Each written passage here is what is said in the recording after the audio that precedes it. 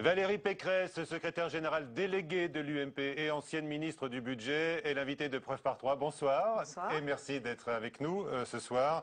Les déficits qui se creusent, la croissance en panne, le tableau semble de plus en plus noir pour l'économie française.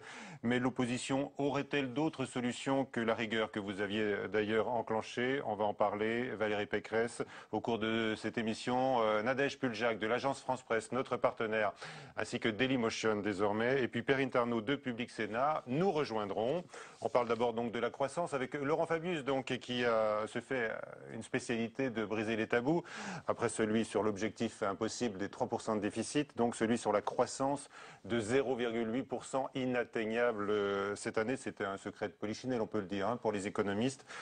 Est-ce que la France, qui n'est pas la seule à être en panne, on peut le dire, est confrontée à un problème qui dépasse nos frontières, Valérie Pécresse? D'abord, il faut souligner que c'est le désordre le plus total au gouvernement.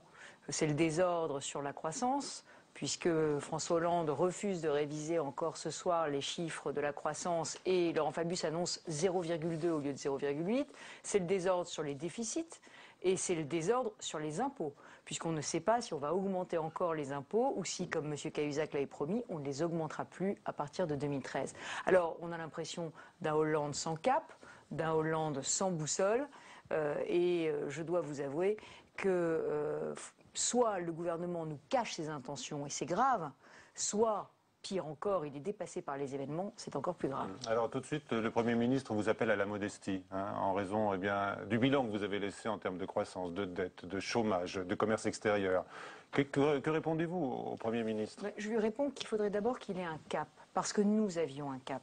Depuis 2010, nous avons pris comme cap, nous étions à 8% de déficit, nous avons pris un cap, la réduction des déficits sans casser la croissance. Et la réduction des déficits sans casser la croissance, ça passait par une politique qui a préservé les investissements et qui a baissé les dépenses de fonctionnement. Préserver les investissements, baisser les dépenses de fonctionnement, c'est le contraire de la politique de François Hollande qui a choisi le tout impôt. Et on voit revenir la gauche laxiste, celle qui augmente les impôts et qui supprime toutes les mesures d'économie du gouvernement Sarkozy. Comment pouvez-vous dire ça alors que les lettres de cadrage sont parties? Vous le savez bien, bien en avance cette année pour les ministres, on leur serre la vis vraiment de tous côtés. Il y a un effort incroyable, considérable même, en matière d'économie. C'est ce que dit le gouvernement. Mais la Cour des comptes vient d'affirmer l'inverse. Vous parlez de 2014, nous sommes en 2013. Nous sommes en 2013 avec un budget dont nous savons qu'il n'est plus sincère, puisque la perspective de croissance ne sera pas atteinte, qu'il n'est plus sincère parce que les déficits vont exploser. Pourquoi les déficits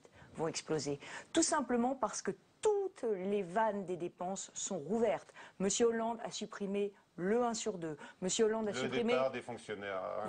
Le non-remplacement d'un fonctionnaire sur 2 qui part à la retraite. La revue générale des politiques publiques. Il a supprimé... Qui a un nouveau nom, mais l'esprit pour l'instant, il l'a supprimé pour 2013, elle n'existe plus. La modernisation de l'action publique. Il en a recréé une, pour l'instant, on n'a aucune mesure concrète. Il a supprimé toutes les mesures d'économie sur le train de vie de l'État que nous avions prises. Il a supprimé la convergence des tarifs à l'hôpital. Il a supprimé la franchise sur l'aide médicale d'État pour les étrangers en situation irrégulière. Et cette aide médicale d'État est en train d'exploser. Elle atteindra 1 milliard. Il a annoncé, 3 milliards de mesures sur la conférence pauvreté, sur le contrat de génération qui ne sont pas financées. La dépense est en train d'exploser. Ah bon, mais on entend le Premier ministre dire qu'il met en œuvre une gestion rigoureuse des finances publiques. Ça n'est pas le père la rigueur pour vous alors? Mais c'est tout le contraire. Et Monsieur Ayrault, en plus, s'approprie l'héritage de Nicolas Sarkozy. Parce que quand il dit... Il dénonce vos responsabilités que vous n'assumez pas. Monsieur Grossior, en 2012...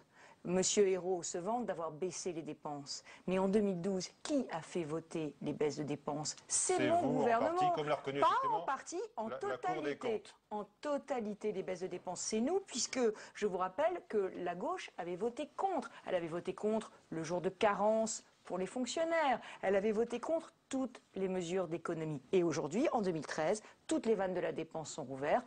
Et du coup, nous nous retrouvons avec comme seul outil de réduction des déficits l'impôt. Alors, concernant cette révision à la baisse de la croissance, donc on va retenir le chiffre évoqué par Laurent Fabius, 0,2-0,3%. Vous vous rendez compte de la situation dans laquelle D'abord, ce nous chiffre, sommes? il est crédible ou C'est ubuesque. ça sera moins peut-être? Peut-être est-ce que vous êtes encore plus pessimiste que le ministre des Affaires étrangères, vous? On peut dire que le chiffre de 0,2% est totalement crédible, mais ce n'est pas celui du gouvernement. Et si on prend si on prend le chiffre de 0,2%, ça veut dire, nous sommes en février, qu'il manque 6 milliards d'euros de recettes. Donc 6 milliards, ça veut 6 dire milliards d'euros de recettes. il faut trouver 6 milliards de plus. Attendez, il manque 6 milliards de recettes et les dépenses ont déjà dérapé de plus de 3 milliards d'euros. Voilà, donc on est aujourd'hui avec 10 milliards d'euros en manque dans le budget. Le budget 2013 n'est plus sincère, je l'ai dit, il doit être revu et la perspective du retour à l'équilibre en 2017, à laquelle s'accroche M. Ayrault, est aujourd'hui totalement improbable. Même vous n'y croyez pas sur le quinquennat? Mais il faudrait pour cela faire des réformes structurelles. Il faudrait pour cela avoir une vision de la dépense qui ne soit pas seulement un rabot budgétaire, qui soit vraiment en profondeur. Et c'est pour ça que demain, j'organise la convention de mon club d'idées, le Labo des idées, qui proposera un certain nombre de vraies réductions de dépenses. Des réductions de dépenses. Par exemple, par exemple, la fusion département-région avec la suppression de toutes les actions cofinancées par les deux structures. Aujourd'hui, les régions et les départements agissent ensemble dans le même champ et avec des fonctionnaires. Et tout ça, ça a un coût qu'on a estimé à peu près 18 milliards d'euros. Alors dites-moi, hein, ça c'est sûr que l'empilement des structures administratives françaises, ni la droite ni la gauche n'a osé s'y attaquer jusqu'à présent. Hein. Mais c'est faux, Monsieur Grossior. Nous avions fait le conseiller territorial qui était le premier, les prémices d'une fusion du conseiller régional et du conseiller général. Hein. Ah bah oui, mais à partir du moment où les collectivités ont les mêmes élus, vous comprenez que c'est beaucoup plus simple pour fusionner ensuite les services administratifs et que tout le frein à la réforme des collectivités locales venait du fait qu'il y avait deux assemblées, une assemblée conseil régional, une assemblée conseil général. La gauche a rétabli ce système, elle a rétabli le millefeuille des collectivités locales. C'est une faute. Vous ne reconnaissez pas le courage de la gauche de s'attaquer à cette situation? Vous estimez qu'il laisse filer la dépense, Valérie Pécresse. Est-ce que vous souhaitez quand même bon courage à celui qui vous a succédé au budget, Jérôme Cahuzac, qui a donc, je le disais tout à l'heure, déjà envoyé les lettres de cadrage au ministre? Les discussions vont être houleuses comme jamais, hein, parce que certains ministres commencent à dire attention, c'est pas possible de mener cette politique d'austérité. Pourquoi les discussions vont être houleuses? Mais pourquoi? Mais parce qu'il y a aggrave la crise, on entend dire aussi. Mais parce qu'il y a tromperie dès le départ. Il y a tromperie dès le départ. François Hollande leur a fait croire, depuis son élection en mai dernier, qu'on pouvait ne pas faire d'efforts et d'économies. Alors évidemment, les ministres à qui on n'a pas demandé d'économies cette année, on leur dit l'année prochaine il faut faire des économies. Ils sont un peu surpris. Ils sont pris complètement à rebrousse-poil. Mais j'ajoute que nous avions fait des réformes. Le mot réforme est désormais, le mot réforme est désormais tabou. Mais c'est des réformes qui permettent d'économiser vraiment de l'argent. Là, on va leur faire des coupes budgétaires et on va leur demander de trouver de l'argent. Mais ça ne se trouve pas comme ça. Il faut faire des réformes. Il faut décider, par exemple, qu'on va supprimer telle mission. Nous, par exemple, nous avions décidé d'externaliser tout l'entretien des voitures de l'État, par exemple. Ça s'appelait la Revue Générale des Politiques Publiques. On avait donné toutes les voitures de l'État à gérer à des partenaires privés. Ça, c'est une réforme. C'est une réforme de structure. Vous avez dit que la Cour des comptes, effectivement, avait salué vos efforts d'économie budgétaire, Valérie Pécresse. Mais vous aviez vous aussi augmenté les impôts. Hein, on n'a pas la mémoire courte quand on est contribuable. Non, vous aussi, vous aviez alourdi la barque fiscale. Monsieur Grossior, je le reconnais. Nous avions augmenté les impôts. Mais nous avions augmenté les impôts dans un équilibre entre baisse des dépenses et hausse d'impôts. Là, il n'y a plus d'équilibre. La balance est totalement déséquilibrée. On est dans l'overdose fiscale. Et moi, je le dis au gouvernement. Le gouvernement ne peut plus continuer d'augmenter les impôts. Il ne doit plus avoir recours à l'arme fiscale. Elle est en train de tuer la croissance parce que les ménages ne consomment plus, parce que les entreprises n'investissent plus. Et pire, parce qu'elles sont en train de se délocaliser à l'étranger ou alors de passer au travail au noir. Un commentaire sur François Hollande qui s'est rendu quelques heures en Grèce, à Athènes. Il était beaucoup mieux accueilli qu'Angela Merkel. Vous avez vu, il apprenait là-bas la croissance. Comment vous recevez ce genre de discours présidentiel? Vous me permettrez de dire que le président de la récession qui prône la croissance en Grèce, pardon, mais c'est un peu ridicule. On n'a pas de leçon à donner aux Grecs en la matière, surtout compte tenu du fait que Hollande a cassé les moteurs de la croissance en France. Un mot sur les avertissements répétés de Didier Migaud, donc le président de la Cour des comptes. Est-ce que vous le voyez comme un lanceur d'alerte éventuellement qui concocte ce qu'il dit en harmonie avec le gouvernement? Je crois que Didier Migaud a une vraie indépendance de pensée. Oui. Quand il dit que le gouvernement ne tiendra pas ses objectifs de déficit, que son discours sur la baisse des dépenses, c'est de la fiction, que l'overdose fiscale est atteinte et qu'il faut s'arrêter, je ne pense pas que ce soit des paroles qui plaisent énormément au gouvernement. D'accord. Et quand il... Mais c'est une vigie, c'est un lanceur d'alerte. Utile, indépendant. Très utile. Très utile, qu'il faut écouter. Et ancien homme de gauche, homme de gauche, Oui. donc ancien député socialiste. Qu'il faut écouter, donc Valérie Pécresse. Et même quand il suggère un débat sur la fiscalisation des allocations familiales, donc. Mais moi, je ne comprends pas Didier Migaud, parce que la veille, il nous dit... Vous ne comprenez plus, là? Non, sur cette question-là, simplement sur cette question-là, parce qu'il dit, la veille, l'overdose fiscale est atteinte, et il dit le lendemain, on peut refiscaliser les allocations familiales. La question de la fiscalisation des allocations familiales... C'est une vieille idée, hein? Oui. Parfois de droite, parfois Non. de gauche. On se souvient de Bruno Le Maire qui l'avait suggéré il n'y a pas si longtemps. Mais dans un autre contexte, dans un contexte beaucoup plus apaisé, où on n'aurait pas fiscalisé les heures supplémentaires, où on n'envisagerait pas une taxe écologique de 6 centimes par litre sur le diesel, où on ne serait pas en train de geler le barème de l'impôt sur le revenu, où on n'aurait pas plafonné les niches fiscales. Mais vous vous rendez compte, on n'aurait pas augmenté les cotisations sociales pour les emplois à domicile. Vous vous rendez compte de l'avalanche de taxes qui s'est abattue sur les classes moyennes 2,5 milliards de déficit pour la branche famille. Ça, c'est quand même encore un déficit lourd. Oui, mais peut-être qu'il y a à faire, mais un tri dans toutes les prestations familiales. Peut-être qu'aujourd'hui, les 77 prestations familiales qui sont versées mériteraient d'être revisitées, réévaluées au regard de leur impact sur les familles. Vous êtes pour l'universalité, comme l'on dit, des allocations familiales. On les donne à toutes les familles, quel que soit leur niveau de revenu, c'est ça, hein? Je pense, si vous voulez, que augmenter les impôts, c'est toujours la solution de facilité. Donc fiscaliser les allocations familiales, c'est la solution de facilité. C'est beaucoup plus facile que de dire on va réformer la formation professionnelle, par exemple. 32 milliards d'euros, un maquis. Toutes les chambres des comptes, des régionales des comptes, nous disent qu'on ne sait pas quelles sont les formations qui sont utiles.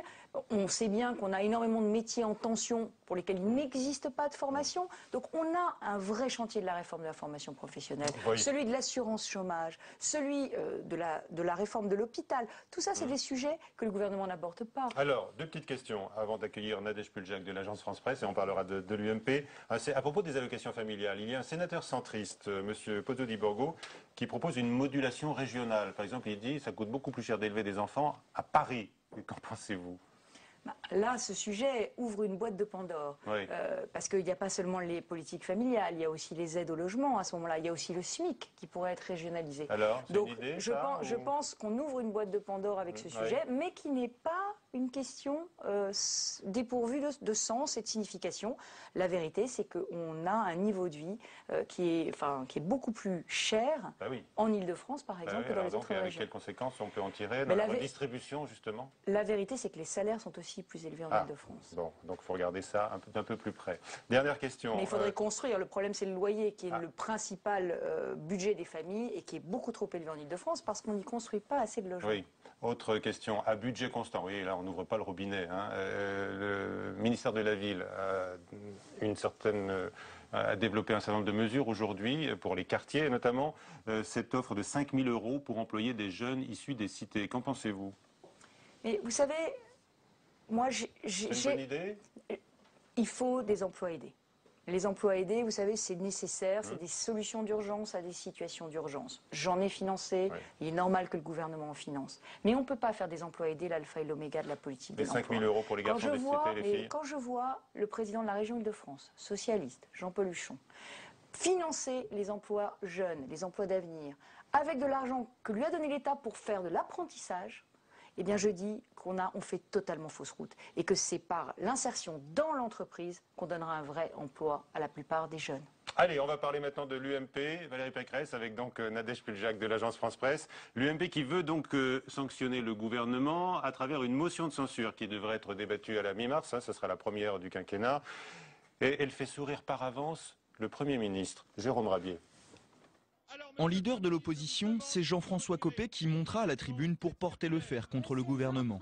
Le président de l'UMP proposera ce qu'il appelle un véritable Big Bang économique. Jean-Marc Ayrault, lui, se délecte d'avance de cette motion pour s'expliquer sur le bilan de la droite.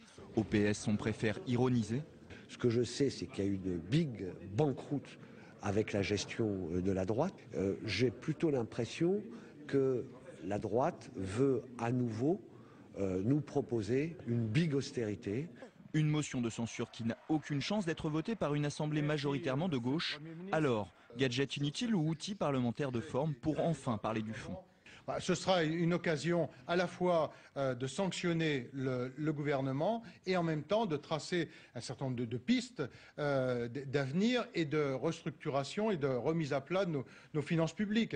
Une motion de censure qui a comme un air de déjà-vu, puisque sous le quinquennat Sarkozy, pas moins de 3 avaient été déposés. François Hollande et Jean-Marc Ayrault en avaient personnellement défendu 2, et le Premier ministre actuel fustigeait déjà à l'époque la politique économique de la droite. Croissance, promettiez-vous, et nous entrons en récession. Confiance, nous demandiez-vous, et c'est la défiance qui est au rendez-vous. La motion de censure serait donc finalement un outil pour une opposition en manque de visibilité. Une motion de censure sur la dépense publique, il va falloir qu'il étaye et qu'il trouve des arguments. En tout cas, une chose est sûre, c'est qu'il trouvera un Premier ministre qui lui répondra. Derrière un Premier ministre qui affiche sa volonté d'en découdre, c'est toute la majorité qui s'échauffe, tout particulièrement sur les choix de politique économique, où il considère que la droite a laissé une ardoise cachée. Et en l'occurrence, le choix du sujet, à mon avis, n'est pas un bon choix pour eux, est un excellent choix pour nous. Donc nous allons y travailler pour, je dirais, faire une jolie prise de judo qui les retrouve un peu écartelés sur le tatami. Une jolie joute orale en perspective, en forme de remake de la présidentielle, où droite et gauche s'écharpaient déjà sur le bilan des années Sarkozy. Mais qui, c'est la limite de la motion de censure, n'aura aucun impact sur la politique du gouvernement. Voilà, Valérie Pécresse, Nadège Puljac de l'agence France-Presse est avec nous. Bonsoir Nadège. Bonsoir. Vos questions. Eh bien justement, on vient de voir que Jean-François Copé, le président de l'UMP, voulait prôner, à l'occasion du débat de censure qu'il va proposer, un Big Bang. Qu'est-ce que c'est que ça? L'opposition doit s'opposer, mais elle doit aussi proposer. Et aujourd'hui, on l'a bien vu, Hollande est le seul président de la République qui fait rimer croissance avec dépenses. Eh bien, nous allons dire ce qu'est pour nous une vraie politique de croissance pour le pays. Ah ben, c'est une politique de croissance et de création d'emplois. Comment faire aujourd'hui pour sortir la France de la récession? Bon. Vous avez vu que François Bayrou avait dit aujourd'hui que si c'était à refaire, il revoterait pour François Hollande. Ça vous inspire quoi, ça? François Bayrou avait eu une parole très juste pendant la campagne présidentielle. Il avait mis en garde les Français contre une gauche de l'impôt, du déficit et de la dette. Eh bien, il a aujourd'hui au pouvoir cette gauche et il a voté pour elle. S'il recommence, eh bien, je dirais errare humanum est, mais perseverare diabolicum. Ouais, il le fait, dit-il. Il reconnaît qu'il y a des tonnes d'interrogations sur la politique économique du gouvernement, mais il dit au nom de l'alternance nécessaire. Eh bien, si l'alternance, c'est plonger la France dans la récession et dans le déclin, je dirais qu'il valait peut-être mieux s'en passer. Ah, c'est une bonne nouvelle pour vous, pour 2017, s'il parle d'alternance. Ah, ça peut le conduire effectivement à réviser son vote pour 2017. Bon, on va plus parler de l'UMP maintenant. Une question toute simple. Est-ce que l'UMP aujourd'hui est en état de marche? L'UMP est au travail. Là, je quitte à l'instant une réunion où nous avons travaillé sur les investitures des municipales et je crois que nous devons partir à la reconquête des territoires avec des équipes motivées qui voudront à la fois sanctionner des gestions municipales mais aussi apporter une alternative à la politique du gouvernement. Mais il y a quand même des sujets sur lesquels on n'est pas tellement audible. Je prends un exemple. Aujourd'hui, il y a eu le projet de loi, le vote sur le projet de loi concernant la réforme bancaire. Certains d'entre vous, comme Monsieur Gérald Darmanin, qui est donc député UMP du Nord, il a voté pour. D'autres ont voté contre. Alors, qu'est-ce que ça veut dire? Qu'il y a des hésitations à l'UMP, qu'il y a du cafouillage? Ce que vous reprochez d'ailleurs au gouvernement, mais chez vous, est-ce qu'il y a aussi du cafouillage? Il y a de la diversité à l'UMP, il y a de la diversité de sensibilité. La loi bancaire, il y avait des bonnes choses et il y avait des mauvaises choses.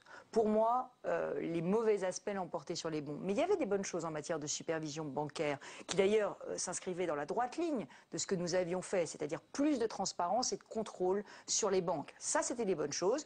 Ce qui allait dans le mauvais sens, c'était de faire une loi en avance qui allait mettre des boulets au système bancaire français par rapport au reste du système européen. Et aujourd'hui, en termes d'emploi, ça doit être notre priorité. On doit préserver l'emploi, y compris dans le secteur bancaire.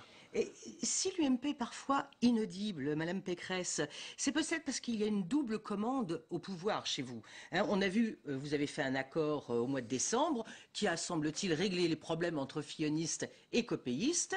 Depuis, il y a une double commande, puisque vous êtes partagé les rôles, les responsabilités au parti entre pro-Copé, pro-Fillon. Mais est-ce que tout ça, c'est pas un système un petit peu paralysant pour vous ?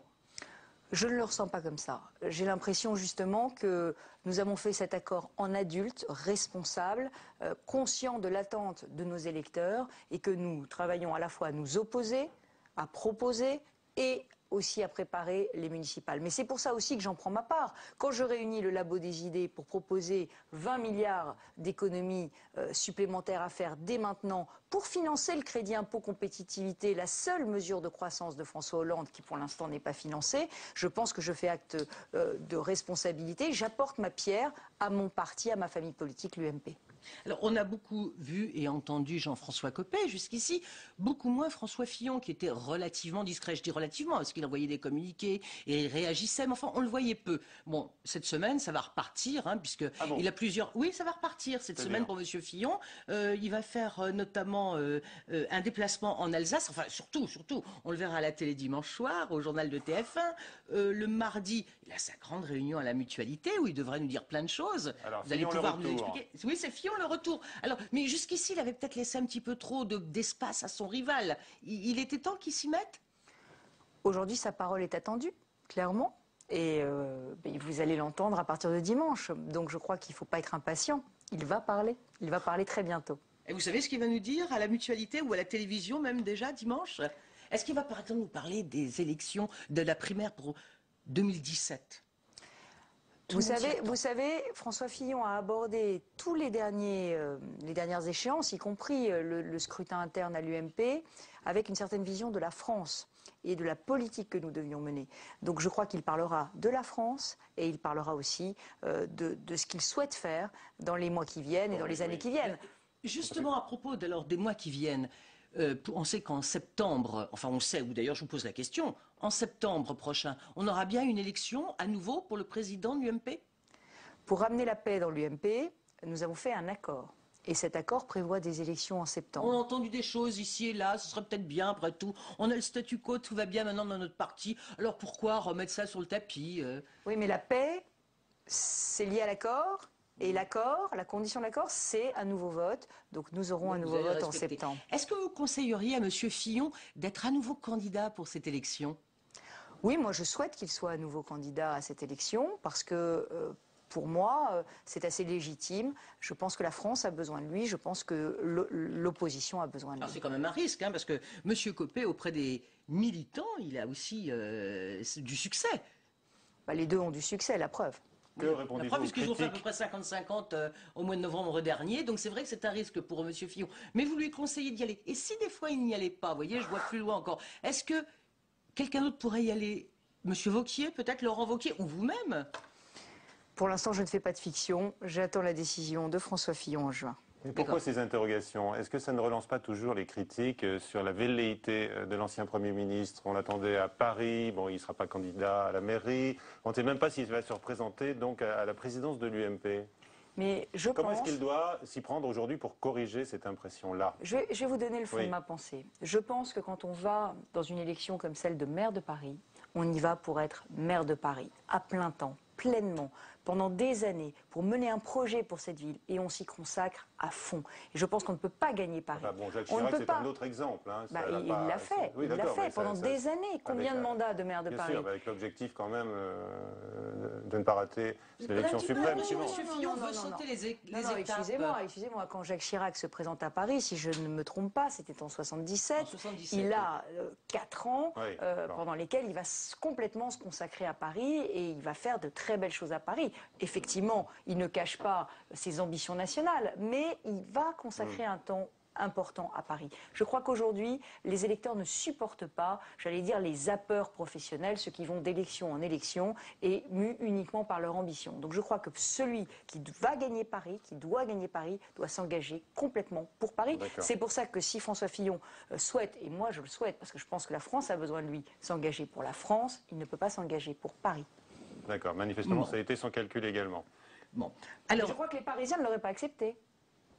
Enfin, ça lui ferait quand même 3 ans pour se consacrer à Paris. Vous parliez des 4 ans tout à l'heure de M. Chirac, mais de 14 à 17, il y a 3 ans. C'est très peu, ne serait-ce que pour réparer tous les dommages causés à Paris par Bertrand Delanoë, parce qu'aujourd'hui, on le voit bien, la fermeture des voies sur Berge, par exemple, cause des nuisances intolérables à la fois aux Parisiens et aux habitants de la banlieue. Nathalie Kosciusko-Morizet, elle a annoncé sa candidature à Paris. Est-ce qu'à votre avis, c'est une mauvaise nouvelle pour la gauche?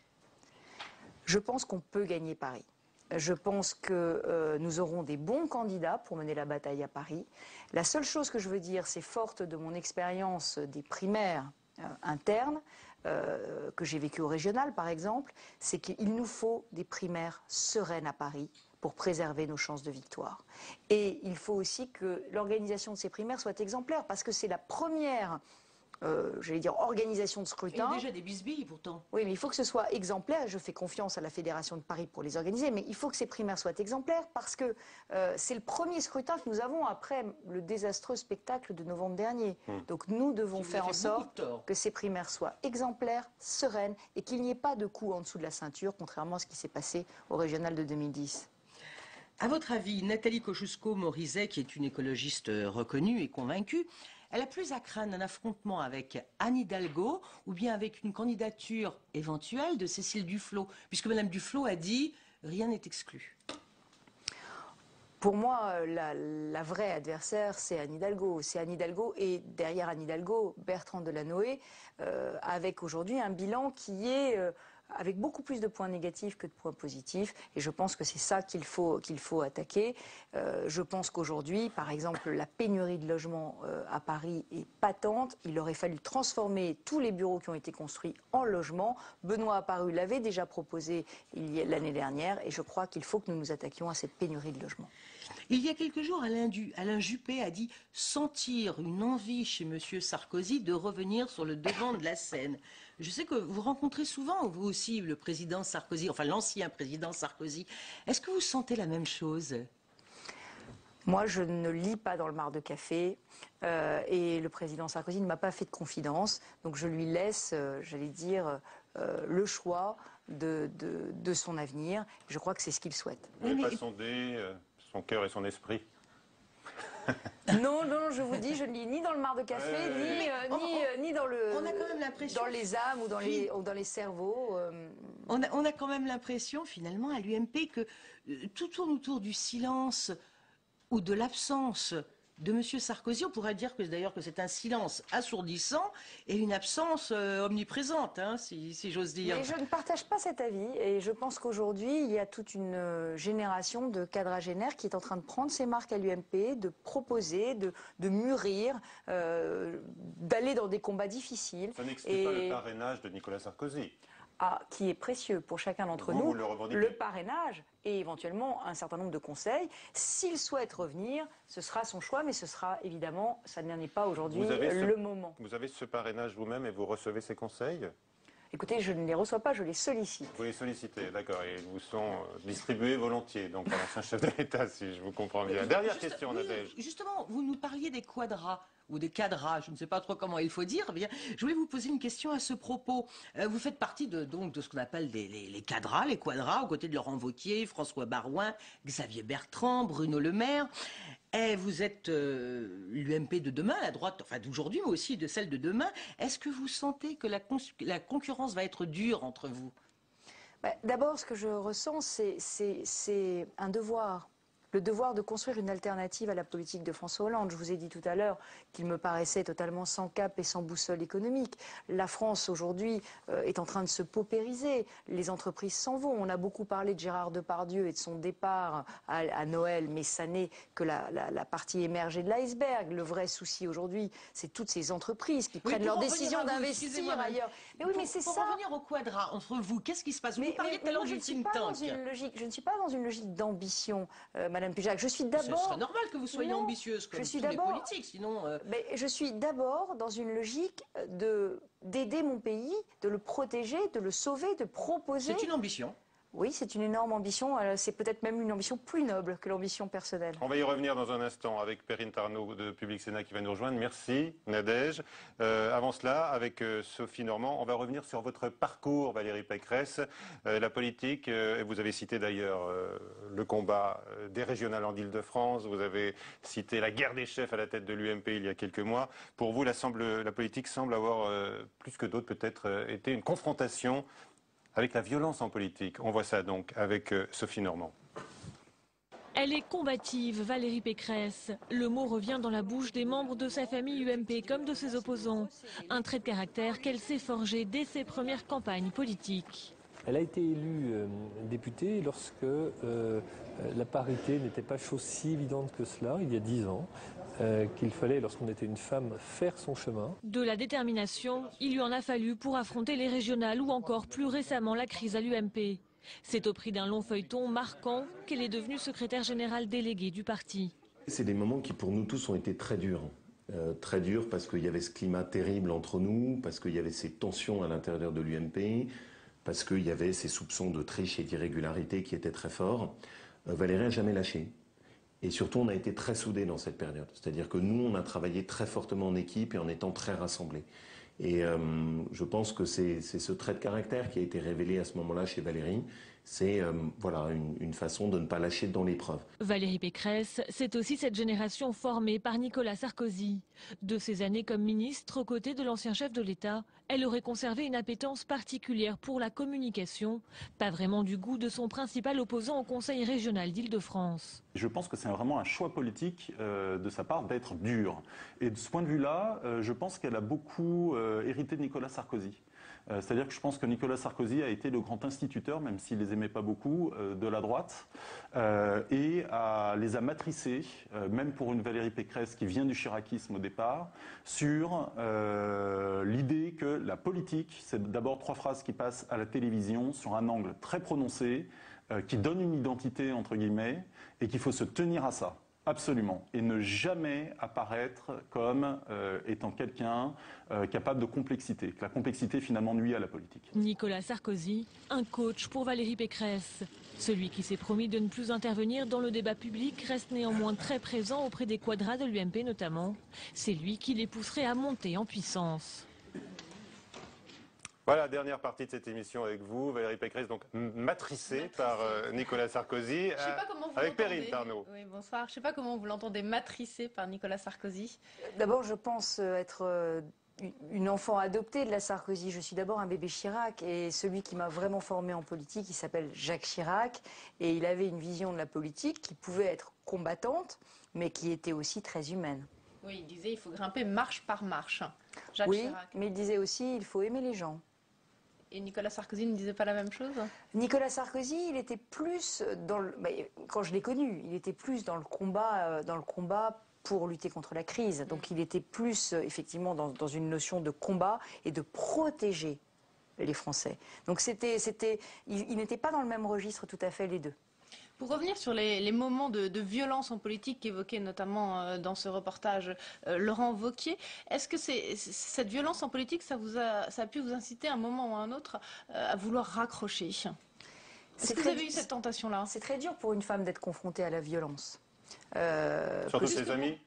De ses amis, quand c'est son propre camp qui vous attaque, mais aussi, vous voyez, simplement la rue. Moi j'ai eu 9 mois de mouvement universitaire. On m'a confié la réforme la plus difficile à mettre en œuvre, celle qui avait fait sauter tous les ministres. La réforme de l'université. 170 évacuations de fac à faire. Donc vraiment la question de résister à la rue. J'ai eu des manifestants en face de moi, avec des battes de baseball. J'ai été menacée physiquement. Donc mais est-ce que vous avez eu la tentation de renoncer ? Écoutez, je ne savais pas que j'avais en moi ces ressources, mais je les ai trouvées. Et je pense que la politique offre tellement comment dire, de motivation intrinsèque. C'est-à-dire qu'on a tellement le sentiment d'être utile, on a tellement le sentiment de pouvoir peser sur le cours des choses. Et que ça, il y a très peu de métiers qui donnent ce sentiment-là. Donc ça compense largement la dureté de cette vie politique. Je ne sais pas, ça ne la compense pas toujours. Et c'est vrai qu'il y a des moments où on se dit pourquoi tant de violence. Moi, en décembre, j'étais malheureuse. J'étais malheureuse pour les électeurs de l'UMP, j'étais malheureuse du spectacle qu'on donnait. J'aurais tellement aimé que tout ça ne soit pas aussi violent qu'effectivement, à ce moment-là, on doute. Mais bon, on ne peut pas laisser trop de place au doute aux politiques. Sinon, vous avez été moins violente que le camp d'en face, vous-même, personnellement, dans vos... Mais le sujet, dans vos apparitions dans les médias, notamment, vous avez oui, mais quand vous êtes happé dans une spirale de violence, en réalité, même si vous-même vous essayez d'apaiser les choses, la violence rejaillit sur vous. Vous savez, vous êtes taché par la violence, même quand elle vient de l'adversaire. C'est normal. Oui, vous avez été beaucoup caricaturé, comme d'autres, pendant toute cette période-là, pendant toute cet automne, lors de cette bataille fratricide au sein de l'UMP. Vous en avez beaucoup souffert ? La politique, ça nécessite de se carapassonner. Alors ça ne veut pas dire qu'à l'intérieur, on ne doit pas garder une forme de sensibilité et notamment d'écoute aux autres. Et je crois que c'est très important. La curiosité, l'écoute des autres, la volonté de changer les choses. Ça, on doit le garder. On doit garder une part d'idéalisme. Si on ne garde pas une part d'idéalisme, une part d'envie, je pense qu'on devient vite aigri. Et l'aigreur ou l'amertume, ça fait des mauvais politiques. Il y a quand même eu des amitiés qui se sont défaites, des désillusions aussi sans doute, peut-être un peu trop d'ego. Vous avez été une des premières, même la première de la bande des mousquetaires à rallier non pas Jean-François Copé, mais François Fillon. Jean-François Copé, il a été beaucoup affecté par le fait que vous, ou François Baroin, allez plutôt vers François Fillon. Est-ce que depuis vous en avez parlé avec Copé? Est-ce que vous avez un peu crevé cet abcès-là? Mais il faut savoir que d'abord l'amitié, ça nécessite la réciprocité.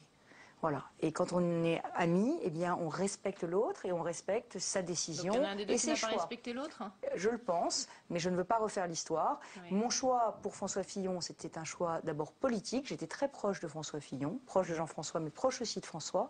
J'ai fait un choix politique parce que je pense qu'aujourd'hui, celui qui peut nous faire gagner en 2017, il s'appelle François Fillon. Mais Perrine vous posait la question, si vous êtes réconcilié à l'occasion, je ne sais pas, d'une rencontre ou avec Jean-François Copé.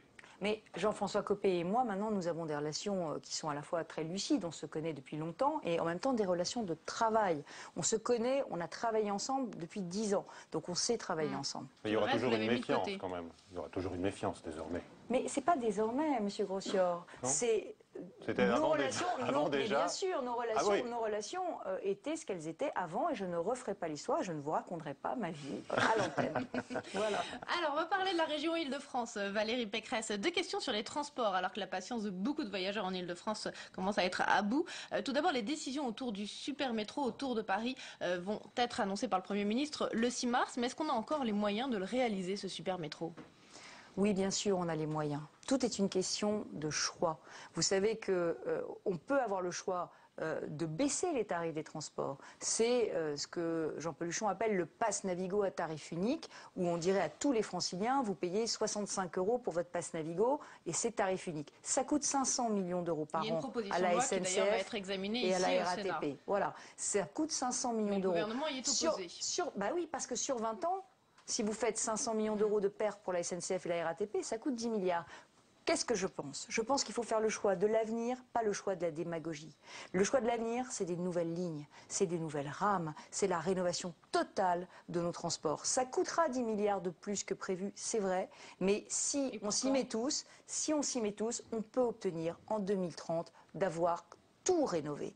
Et peut-être en 2020 d'avoir toutes les rames neuves en Ile-de-France. Je crois que c'est vraiment très important. Les transports, c'est de la qualité de vie, c'est de la croissance, c'est de l'investissement dans la région, c'est du logement. Vous faites confiance au Premier ministre, là, pour l'annoncer?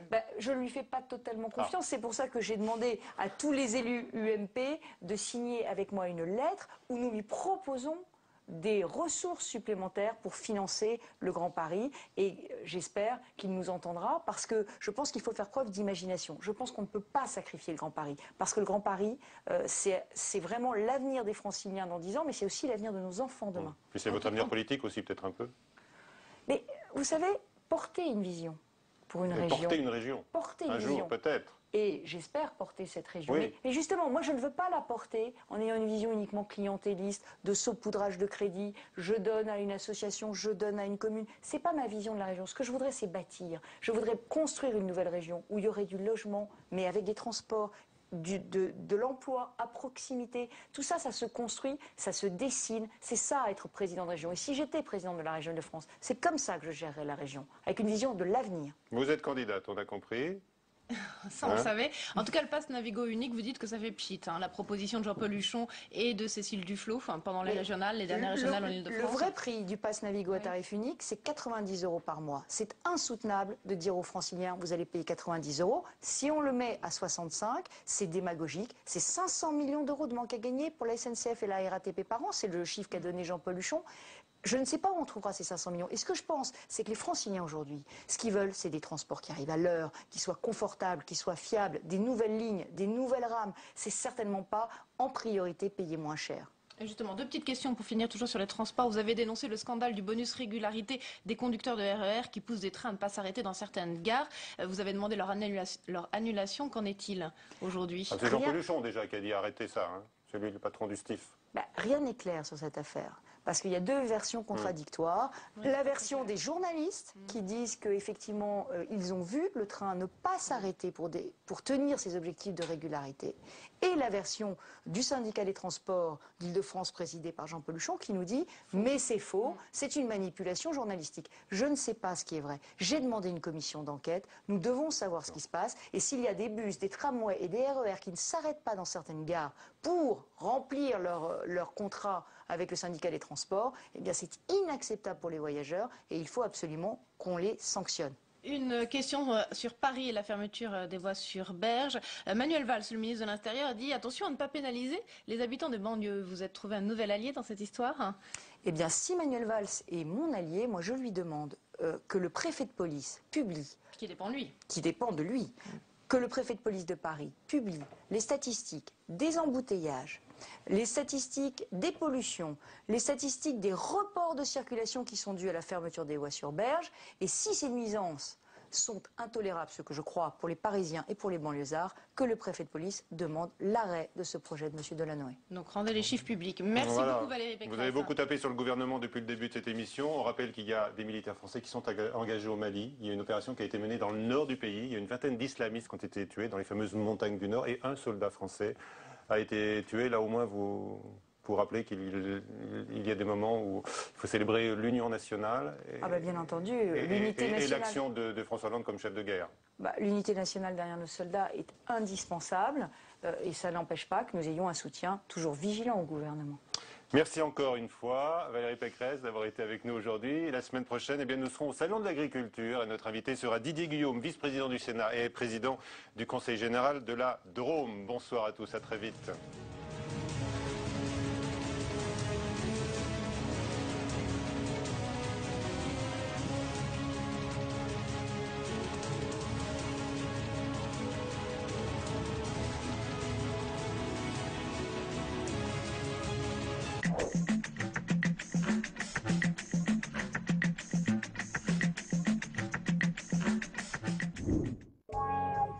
Depuis l'accident de Fukushima, la question du risque nucléaire a refait surface.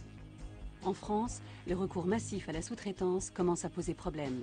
On est obligé d'aller vite, quoi. Toujours vite, vite, vite. C'est sans arrêt sous pression, il faut toujours aller vite.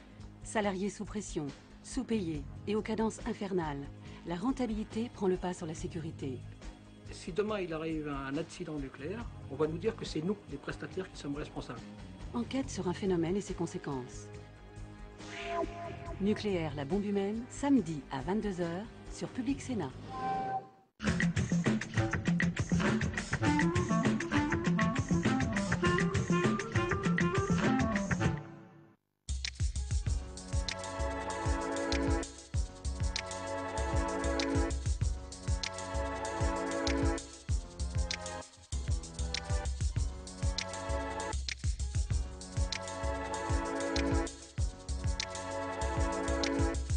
Quelque part, ne pas connaître l'histoire des Noirs de France, c'est enlever un des pans de notre récit commun.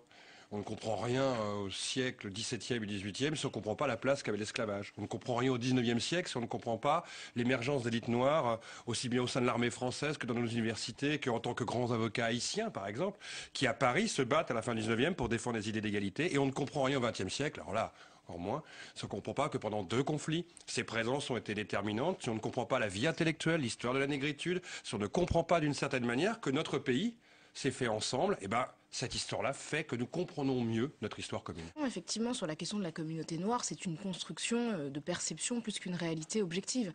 Quand vous disiez qu'entre Gaston Calman, il y avait une différence évidente, effectivement, nous n'appartenons pas à la même génération. Moi, je suis née ici, vous avez connu un parcours migratoire. Je suis aussi une femme. Le fait d'être une femme noire, c'est encore c'est pas la même chose que le fait d'être un homme noir. On a une perspective complètement différente et les témoignages montrent justement la complexité de cette figure noire qu'on aime réduire à son essence. Et c'est-à-dire que il y a un livre qui s'appelle On ne naît pas noir, on le devient. Moi, je suis née en France et j'ai découvert que j'étais noire lorsque j'étais petite parce qu'on me l'a fait remarquer. Mais quand on est un petit enfant français, on ne se pense ni blanc ni noir. C'est le regard extérieur qui nous construit comme cela et qui fait que finalement, on va soit le revendiquer, soit contester le statut qui nous est associé du fait de notre couleur de peau. Enfin, qu'il y ait une différence, excusez-moi, mais vous voyez vos parents, vous voyez les parents. Mais les enfants, vous savez, non mais je peux vous donner un exemple. Moi, j'ai une amie qui enseigne en école maternelle. Un jour, un petit garçon est venu la voir en lui disant que son camarade l'embêtait. Et elle lui demande quel camarade t'embête, et elle dit c'est le noir. Alors elle cherche à un peu embêter, etc. Et en fait il se trouve que le noir en question était un petit enfant blanc qui avait une veste noire. Les enfants ne perçoivent pas les couleurs de peau de la même manière que nous. Je pense que c'est quelque chose qui est vraiment... Il n'y a pas ces a priori là, il n'y a pas ce et on n'associe pas forcément une différence à la couleur de peau. Moi j'ai grandi dans un environnement, dans le nord de Paris, dans un environnement où j'étais dans un immeuble où la majorité des gens étaient issus de la communauté, étaient d'origine asiatique, venaient en fait des communautés qui étaient venues avec les boat people. Je me suis jamais posé la question de notre différence. Effectivement, là, comme Bakaya le dit, et on devient noir, et à partir de là, c'est le choix qu'on fait après. Et c'est parfois là que ça change. Moi, je considère qu'à la naissance du mouvement, pendant la négritude, c'était presque incontournable que de se fonder sur cette espèce de cataplasme, d'ectoplasme qu'on avait construit. Parce que le problème du noir, c'est que c'est pas lui qui s'est défini comme noir. Le problème du noir, c'est que c'est quelqu'un d'autre qui décide un jour qu'il est noir, avec tout ce que cela porte derrière. Avec peut-être une nuance apportée aujourd'hui, où il y a des gens qui revendiquent leur qualité de noir. Je parle de la naissance de la race noire. Oui. Je veux dire que c'est pas le noir qui au Congo ou au Cameroun dit « nous on est les noirs ». Ils sont congolais, bantous et puis camerounais, tout ce qu'on veut. Mais un jour, on définit le noir dans une stratification raciale où il y a le blanc, le jaune, le rouge et le noir.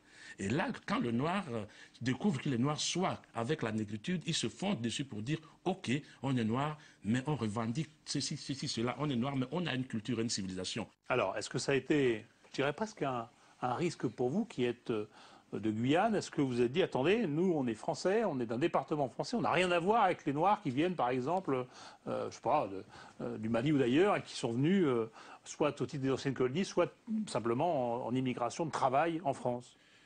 Je pense qu'à un moment de l'histoire, et effectivement, les Antillais, les Guyanais, les Réunionnais se sont sentis un peu à part, en disant qu'ils étaient certainement noirs, mais qu'ils étaient avant tout français.